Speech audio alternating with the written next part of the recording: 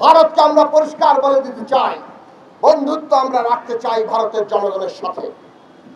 বন্ধুত্ব হয় মর্যাদার সমতার ভিত্তিতে।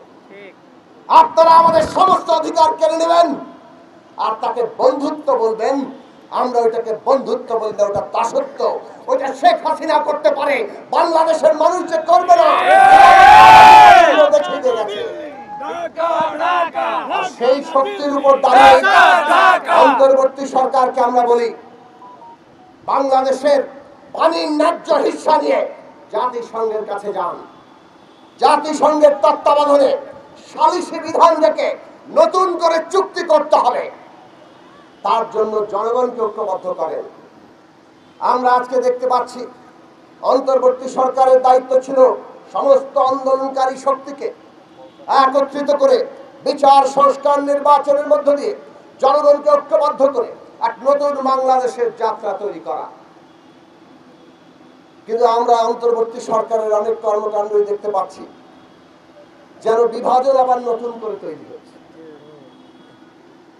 আপনারা তো কোনো রাজনৈতিক পক্ষ নন, আপনারা এমন কোনো আচরণ করবেন না যে জনগণের মধ্যে, আন্দোলনকারী শক্তিগুলোর মধ্যে, যাদের সমর্থনে আপনারা আজকে এই দায়িত্বে আছেন রাষ্ট্র পরিচালনা, তাদের মধ্যে অনৈক্য তৈরি হয়।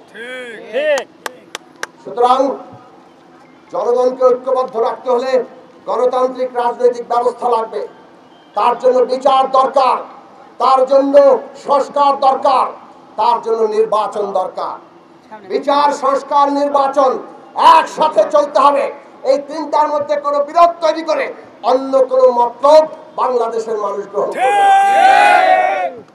কাজেই আমরা পরিষ্কার করে বলতে চাই, এই তিন কাজ অতি দ্রুত রোডম্যাপ ঘোষণা করেন, জনগণকে ঐক্যবদ্ধ করেন, আর ঐক্যবদ্ধ জনগণের শক্তির উপর দাঁড়িয়ে জাতিসংঘে যান, আমাদের নদীর পানির ন্যায্য হিস্সা আদায় করেন। মানুষ আপনাদেরকে স্যালিউট করবে। বাংলাদেশের গণ অভ্যুত্থান সেই শক্তি দেখিয়েছে। আমরা আশা করি পুরো দক্ষিণ এশিয়া ব্যাপী, বিশ্বব্যাপী মানুষের উত্থান এই প্রকৃতিকে রক্ষা করার নতুন উদ্দীপনা, নতুন প্রতিজ্ঞা নিয়ে সামনে আসবে। কিন্তু এইসব কথা এখন ভারত সরকার শুনবে না। কাজেই আমাদের সরকারকে, অভ্যুত্থানের সরকারকে পরিষ্কার পদক্ষেপ নিতে হবে।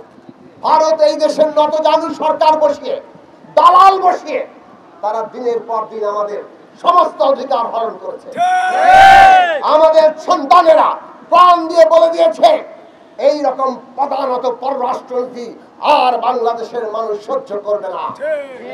সভ্যতা রক্ষার গুরুত্বপূর্ণ এজেন্ডায় পরিণত হচ্ছে। প্রকৃতি না বাঁচলে মানুষের সভ্যতা বাঁচবে না।